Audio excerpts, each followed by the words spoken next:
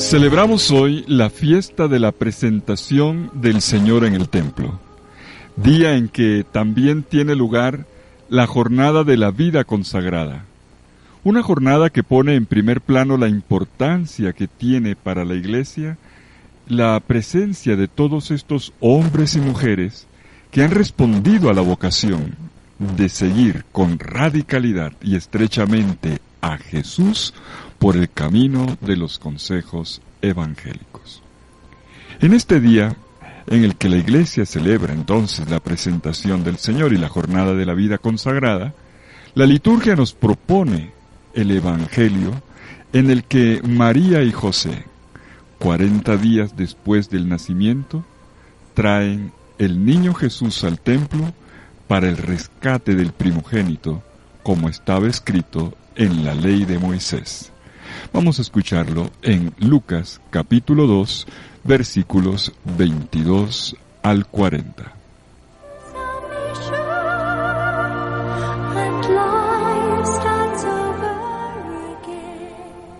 Cuando llegó el tiempo de la purificación, según la ley de Moisés, los padres de Jesús lo llevaron a Jerusalén para presentarlo al Señor de acuerdo con lo escrito en la ley del Señor.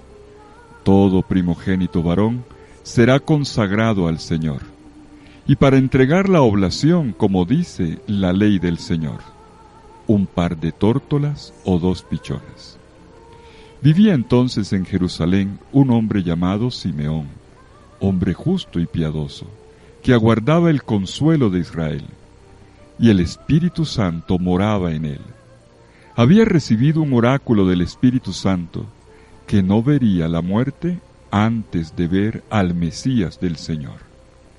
Impulsado por el Espíritu, fue al templo.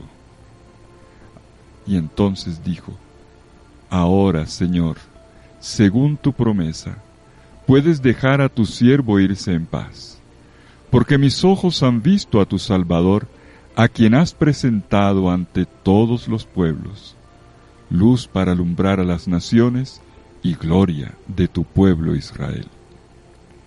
Su padre y su madre estaban admirados por lo que se decía del niño. Simeón los bendijo diciendo a María su madre: Mira, este está puesto para que muchos en Israel caigan y se levanten. Será como una bandera discutida. Así quedará clara la actitud de muchos corazones. Y a ti una espada te traspasará el alma. Había también una profetisa, Ana, hija de Fanuel, de la tribu de Aser. Era una mujer muy anciana. De jovencita había vivido 7 años casada y luego viuda hasta los 84. No se apartaba del templo día y noche, sirviendo a Dios con ayunos y oraciones. Acercándose en aquel momento daba gracias a Dios y hablaba del niño a todos los que aguardaban la liberación de Jerusalén. Y cuando cumplieron todo lo que prescribía la ley del Señor, se volvieron a Galilea, a su ciudad de Nazaret. El niño iba creciendo y robusteciéndose, y se llenaba de sabiduría, y la gracia de Dios lo acompañaba. Palabra del Señor.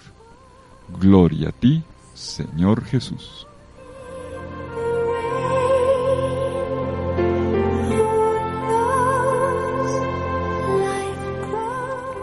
La primera línea del Evangelio nos da la síntesis del acontecimiento. Lo dice Lucas 2:22. Trajeron a Jesús a Jerusalén para presentarle al Señor. El niño Jesús es expuesto, es la palabra que aparece en el texto griego, paristemi, exponer, es expuesto a los ojos del Padre Dios en el templo con un gesto de ofrecimiento.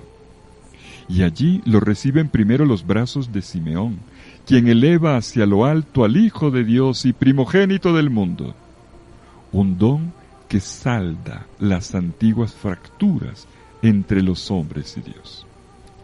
El contexto en el que tiene lugar la presentación del Señor en el templo pertenece al mundo del culto, de la liturgia, del templo de Jerusalén. Es lo que Lucas nos da como contexto.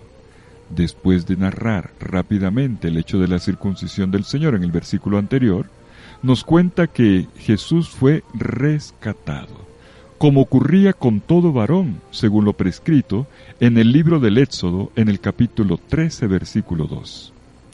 Conságrame, dice el texto, conságrame todo primogénito de los hijos de Israel. Todo lo que abre el seno materno, tanto de hombres como de animales, será para mí. Bueno, y el ritual del templo de Jerusalén lo representaba muy bien. El niño era llevado allí por sus progenitores. Aquel que había abierto el vientre de la madre le pertenecía a Dios. Todo hijo, todo niño no le pertenece a sus padres, le pertenece a Dios. Y es lo que María y José han hecho. El niño era ofrecido al Señor y enseguida rescatado, recibido de nuevo con una ofrenda. Este precepto de la ley de Moisés, que está en Éxodo 13:2, vale la pena recordarlo. Tiene su sentido en la salida de Israel de Egipto, cuando murieron los primogénitos egipcios. Desde entonces, los niños israelitas eran rescatados con una ofrenda sustitutiva, al mismo tiempo que los animales eran sacrificados en nombre de ellos. Por lo tanto, lo primero que nos dice el narrador de Lucas es que la presentación del niño Jesús ocurre bajo la norma, esta norma, que María y José obedecen, una ley que proviene del Dios de la alianza. Pero enseguida hace notar cómo comienzan las sorpresas. ¿Sí? Las sorpresas. Las cosas que pasan en este momento en el templo van más allá de los rituales. En ese momento las acciones se llenan de un nuevo sentido y profecía. El niño Jesús es recibido en el templo por dos ancianos. Se trata del anciano Simeón y de la anciana Ana, laicos, tal cual, laicos, que no representan un rol oficial. El niño no es recibido por los sacerdotes, por hombres de institución, sino por dos enamorados de Dios, que ya tienen los ojos ya casi apagados por la vejez, pero que tienen el corazón encendido por el deseo. Jesús no pertenece a la institución, sino a la humanidad, en la vida que termina y en aquella que florece.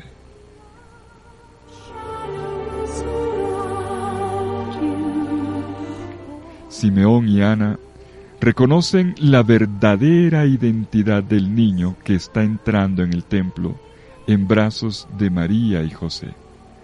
Y en pocos instantes ven en él al que es el Salvador del mundo, la luz de las naciones. En pocos instantes captan el sentido de sus vidas y ante ellos se proyecta el futuro bendito y luminoso de Israel y del mundo entero.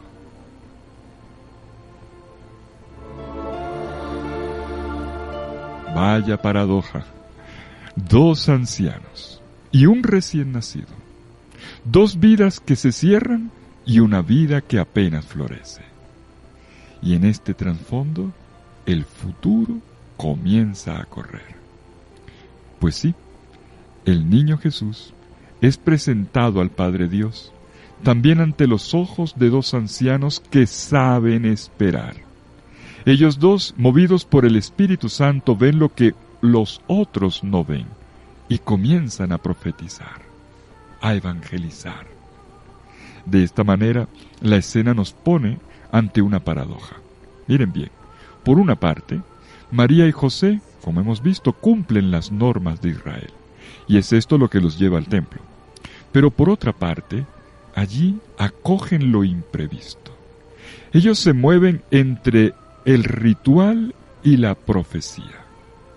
Y es que Dios se manifiesta de estas dos maneras, siempre alternando luz y sombra, lo cotidiano y lo extraordinario, el gozo de la profecía y el dolor de la espada. Pues sí, veré al Señor, sabré reconocerlo si soy como María y José, que observan la ley del Señor, pero también y sobre todo si me abro a la profecía.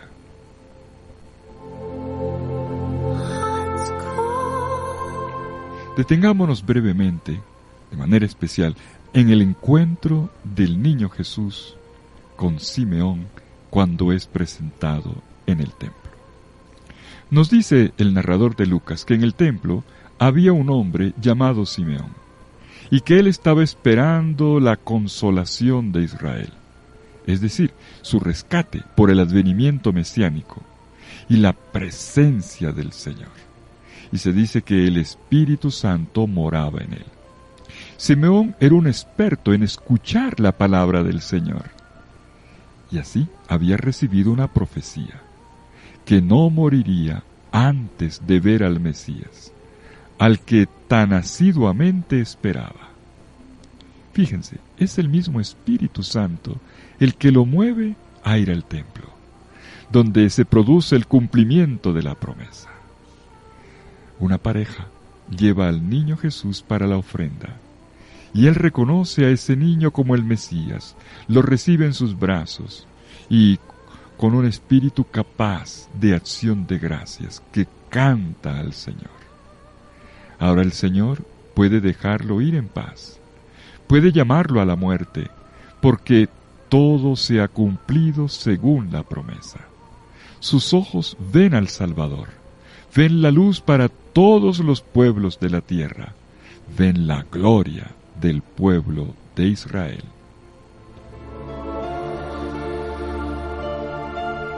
Miren los verbos en el texto.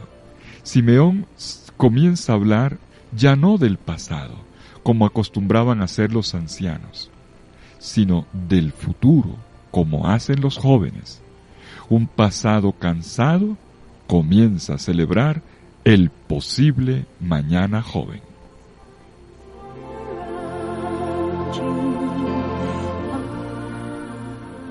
Simeón sabía que no moriría sin antes ver al Mesías. El Señor se lo había dicho. Y entonces, movido por el Espíritu, viene al templo y lo recibe, lo abraza contra su pecho y lo eleva entre sus brazos. Estas son palabras escritas también para mí, para ti, conservadas en la Biblia por el Espíritu Santo para que las llevemos en el corazón. No moriré sin haber visto al Señor. Es el Espíritu quien ha encendido en mí la llama de este deseo, y en ti también. Y Él mismo sembrará ojos nuevos para que sepamos ver la luz que amanece, la vida consolada.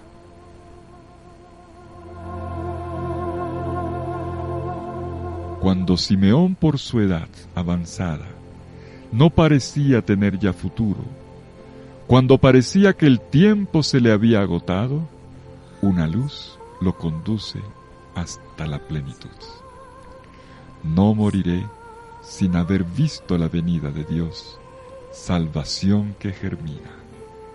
Es esperanza, es una palabra de Dios. Tu vida no terminará sin respuestas, sin encuentros, ni sin luz.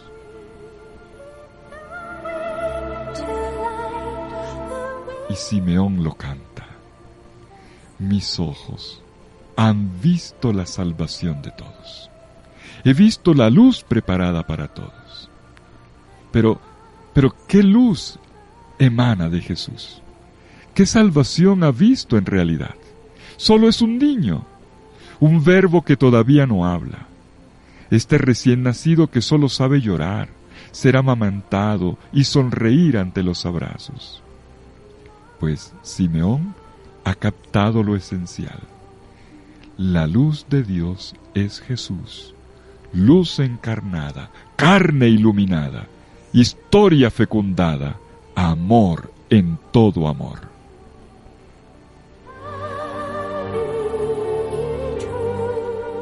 Mis ojos han visto tu salvación. Las traducciones normalmente dicen tu Salvador. Y es correcto, la salvación no es una obra en particular, sino un Dios que ha venido en persona. La salvación es una persona, luz encarnada, su evangelio, su reino, al mismo tiempo luminoso y secreto. Es este divino niño que ha nacido para que yo nazca. Él mezcla su vida con la mía, y de él nadie me podrá separar jamás.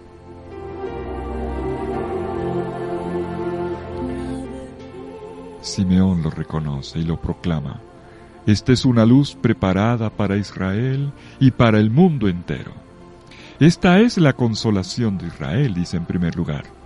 Jesús es el conforto que Dios le ofrece a su pueblo, al pueblo elegido de Israel, el fin de la noche y de la ausencia. Pero Jesús es también la consolación que Israel le da a Dios, porque finalmente en los brazos de este anciano es todo un pueblo el que lo acoge y que lo aprieta en un abrazo. Este niño que pasa amorosamente de brazo en brazo. Es Israel que consuela a su Señor, que conforta su larga espera, que salva el sentido de un Dios que siempre está en búsqueda de cada ser humano.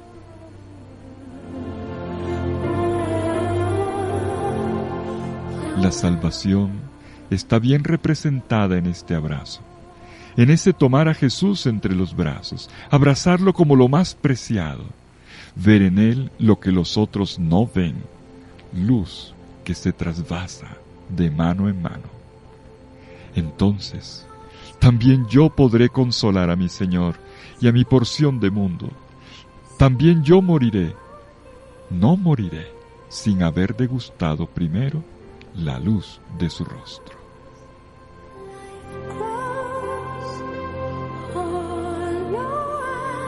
Jesús tiene el poder de hacer ver que las cosas son habitadas por otro, por el Salvador, que es mi luz.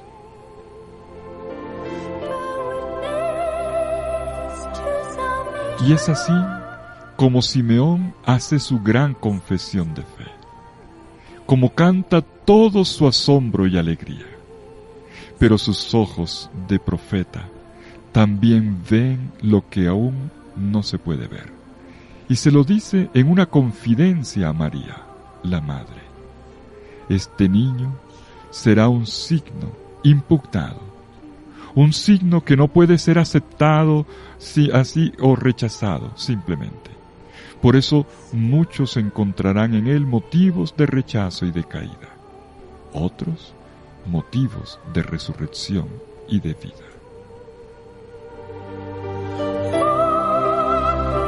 Sí, él ha sido puesto como signo de contradicción, como bandera discutida. Todo ser humano tendrá que ponerse en pie delante de él. Pero esta contradicción la pagará cara también su madre, María, la hija de Sión, que representa en sí misma a todo el pueblo de Dios. El alma de María, de hecho, será herida, lacerada, traspasada como una espada. Y la unidad, la unión con Dios se hará pedazos. Una parte de Israel rechazará a Jesús como el Mesías. Lo leeremos en la Pasión de Cristo. Pero otra parte lo acogerá y creerá en él. Pero este cisma, ¿qué ocurrirá? Sigue siendo una herida en la vida de María en primer lugar y luego de la comunidad del Señor en el mundo.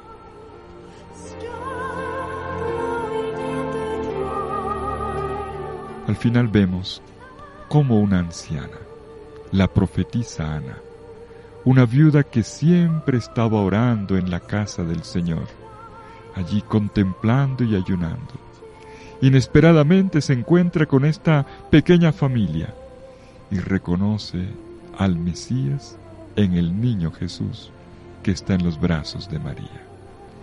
Ella también no se calla. Ella comienza a compartir a voz en grito a todos los que están allí en el templo las buenas noticias. Ha venido el liberador de Jerusalén, el liberador de Israel, y lo expresa con toda una alabanza a Dios.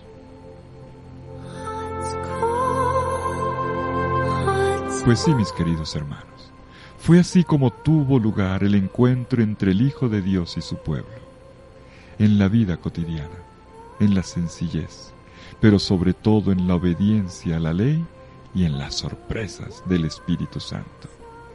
Todo había sido cumplido según la norma, y Dios también allí había cumplido todo tal como lo prometió. Los que esperaban y permanecían firmes en la fe y en la esperanza, vieron, reconocieron la presencia de Dios en esa vida cotidiana y en la pobreza de una familia, pero sobre todo en ese pequeño niño, el Salvador, la gloria de Israel, la luz de las naciones.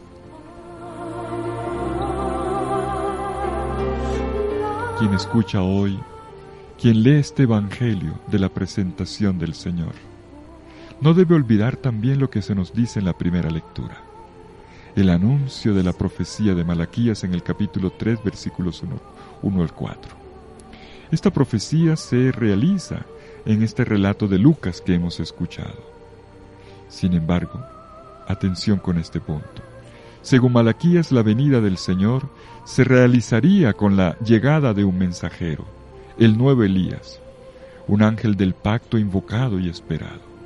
Entraría en el templo y como fuego devorador, como lejía de lavandero, purificaría a todos los que sirven al Señor en el templo, en primer lugar a los sacerdotes, para que las ofrendas y los sacrificios se hicieran agradables ante el Señor.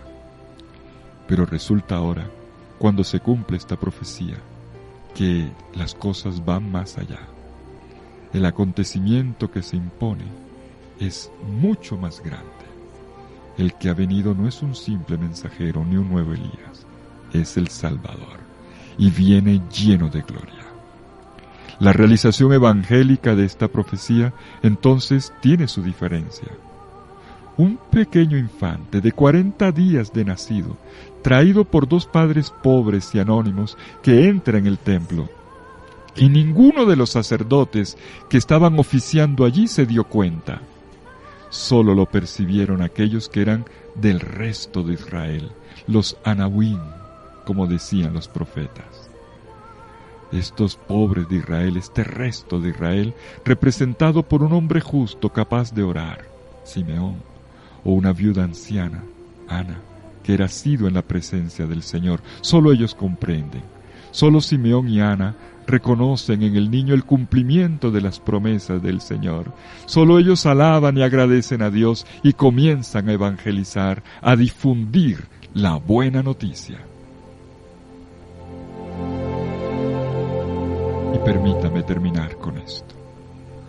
En la última oración del día, al caer la noche, cada día, mucha gente, monjes y laicos, sacerdotes y todos, mucha gente ora con la oración de Simeón, en este momento que llamamos completas. Ancianos fieles y jóvenes profetas, de siglo en siglo, de milenio en milenio, en todos los rincones de la tierra, repiten estas mismas palabras de Simeón para culminar cada jornada. Ahora, Señor, según tu promesa, puedes dejar a tu siervo irse en paz, porque mis ojos han visto a tu Salvador, a quien has presentado ante todos los pueblos, luz para alumbrar a las naciones y gloria de tu pueblo Israel.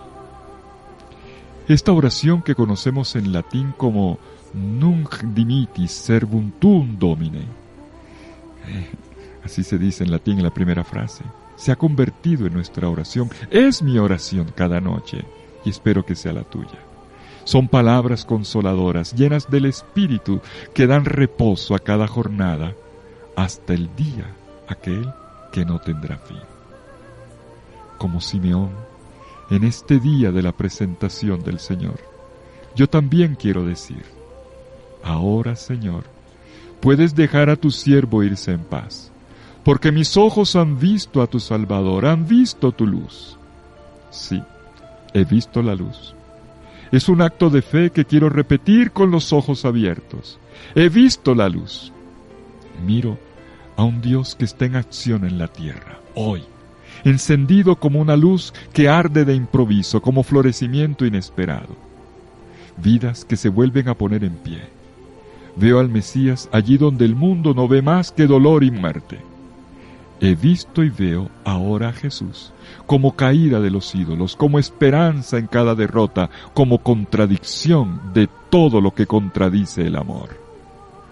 Como Simeón, con los ojos apagados por los años y al mismo tiempo encendido por el Señor, yo he visto la luz y como Él, yo bendigo.